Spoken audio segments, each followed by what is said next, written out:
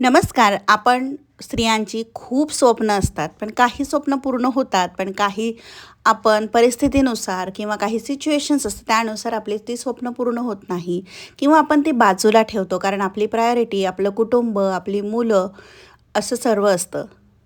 मग अशा वेळेस आपण डिमोटिवेट होतो, आपल्याला खूप वाईट वाटतं. तर आजची ही स्टोरी, हा व्हिडिओ पूर्ण बघा, त्यातून तुम्हाला काहीतरी मोटिवेशन नक्की मिळेल. नमस्कार. तुम्ही जर चॅनलवर नवीन असाल तर चॅनलला नक्की सबस्क्राईब करा. एका छोट्याशा गावात आरती नावाची एक साधी, शांत आणि कष्टाळू स्त्री राहत होती. तिचं लग्न लहान वयातच झालं. लग्नानंतर तिचं आयुष्य अनेक महिलांसारखं होतं. घर, स्वयंपाक, मुलं, सासूसासरे आणि सततच्या जबाबदाऱ्या. आरतीचं एक स्वप्न होतं. तिला शिक्षिका व्हायचं होतं.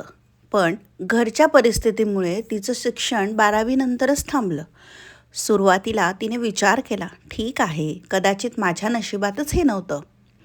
वर्ष सरत गेली, मुलं मोठी झाली, पण तिच्या मनातलं स्वप्न मात्र अजूनही जिवंत होतं. एक दिवस तिची मुलगी म्हणाली, आई, तू नेहमी आम्हाला सांगतेस ना की स्वप्न सोडू नयेत. मग तू तुझं स्वप्न का सोडलंस ग? हा प्रश्न आरतीच्या मनाला भिडला.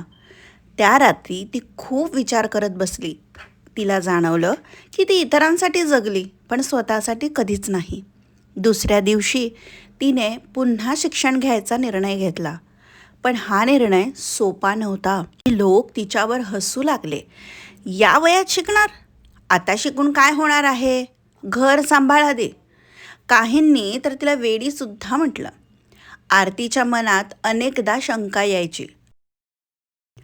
पण प्रत्येक वेळी ती स्वतःला एकच वाक्य म्हणायची, लोकांचं काम बोलणं आहे, माझं काम पुढे चालत राहणं आहे.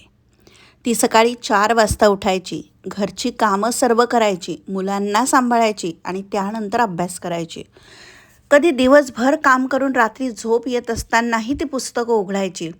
अनेकदा परीक्षा कठीण जायची, कधी कमी गुण मिळायचे. एकदा तर ती एका परीक्षेत नापाससुद्धा झाली. त्या दिवशी ती खूप रडली. तिला वाटलं कदाचित लोक बरोबरच म्हणत होते. पण त्याच वेळी तिच्या मुलीने तिचा हात धरला आणि म्हणाली, आई, अपयश म्हणजे शेवट नाही, तो पुढच्या यशाची सुरुवात असतो. त्या एका वाक्याने पुन्हा एकदा आरती उठली. तिने आणखी मेहनत घेतली, स्वतःवर विश्वास ठेवला. काही वर्षांनी तिने पदवी पूर्ण केली. त्यानंतर शिक्षक भरतीची परीक्षा दिली. पहिल्या प्रयत्नात यश नाही मिळालं. दुसऱ्या प्रयत्नातसुद्धा नाही मिळालं.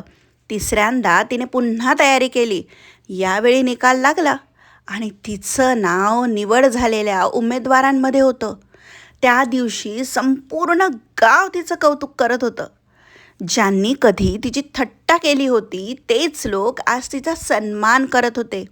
पहिल्या दिवशी ती शाळेत शिक्षिका म्हणून उभी राहिली. तिने वर्गातील मुलींना बघितलं. त्या सर्व मुलींमध्ये तिला स्वतःचं बालपण दिसलं. तिने फळ्यावर मोठ्या अक्षरात लिहिलं, स्वप्नांना वय नसतं, धैर्याला मर्यादा नसते आणि आत्मविश्वासाला पर्याय नसतो. त्यानंतर ती म्हणाली, मुलींनो, तुमचं लग्न होईल, जबाबदाऱ्या येतील, अडचणी येतील, पण तुमची स्वप्न कधीही मरू देऊ नका. कारण जेव्हा एक स्त्री स्वतःच्या पायावर उभी राहते तेव्हा ती फक्त स्वतःचं आयुष्य बदलत नाही, तर संपूर्ण कुटुंबाचं भविष्य उज्ज्वल करते. संपूर्ण कुटुंबाचं भविष्य बदलते. काही वर्षांनी आरतीने फक्त शिक्षिका म्हणून नव्हे, तर गावातील महिलांसाठी मोफत मार्गदर्शन वर्ग सुरू केले. ज्या महिलांना शिक्षण अर्धवट सोडावं लागलं होतं त्यांना ते पुन्हा करायला शिकण्याला तिने प्रेरित केलं. कोणी शिवणकाम सुरू केलं, कोणी छोटा व्यवसाय सुरू केला, कोणी स्पर्धा परीक्षांची तयारी सुरू केली. एका महिलेने भाऊक होऊन आरतीला विचारलं, ताई, तुम्ही इतका संघर्ष कसा केला? आरती हसली आणि म्हणाली, मी परिस्थिती बदलण्याची वाट बघितली नाही, मी स्वतः बदलण्याचा निर्णय घेतला. आणि जेव्हा माणूस स्वतः बदलतो तेव्हा नशीबही त्याच्या बाजूने उभं राहतं. त्या दिवशी संपूर्ण सभागृह टाळ्यांच्या गजराने दुमदुमलं. आरतीची कथा हजारो महिलांसाठी आशेचा किरण बनली. त्यामुळे लक्षात ठेवा, स्त्री ही कमकुवत नाही, तिला फक्त स्वतःच्या ताकदीची जाणीव होण्याची गरज असते. वय, परिस्थिती, अपयश आणि लोकांची टीका ही स्वप्नांच्या मार्गातील कायमची अडचण नसते. जिद्द, मेहनत, आत्मविश्वास यांच्या जोरावर कोणतीही स्त्री स्वतःचं आयुष्य बदलू शकते. स्वतःवर विश्वास ठेवा, कारण तुमचं एक धाडसी पाऊल तुमच्या मुलांसाठी, कुटुंबासाठी आणि समाजासाठी प्रेरणा ठरू शकतं. शेवटी एवढंच सांगेल, तुम्ही किती वेळा पडलात यापेक्षा प्रत्येक वेळी किती धैर्याने पुन्हा उभे राहिला आहात हेच तुमचं खरं यश ठरवतं. लक्षात ठेवा, प्रत्येक स्त्रीमध्ये एक योद्धा दडलेला असतो. फक्त तिने स्वतःवर विश्वास ठेवण्याची गरज असते. मग मैत्रिणींनो, काय काय आहेत तुमची स्वप्न? पूर्ण करण्यासाठी प्रयत्न कराल ना?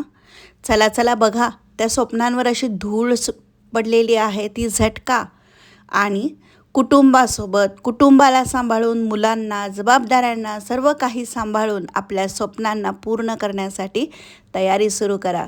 करणार ना? उत्तर हो असेल तर खाली कमेंट बॉक्समध्ये नक्की सांगा की हो, आम्ही करणार आहोत स्वप्नांना पूर्ण. आणि चला पुन्हा भेटूयात नवीन एका व्हिडिओमध्ये. तोपर्यंत चॅनलला नवीन असाल त्या चॅनलला सबस्क्राईब करून मला मोटिवेशन द्या.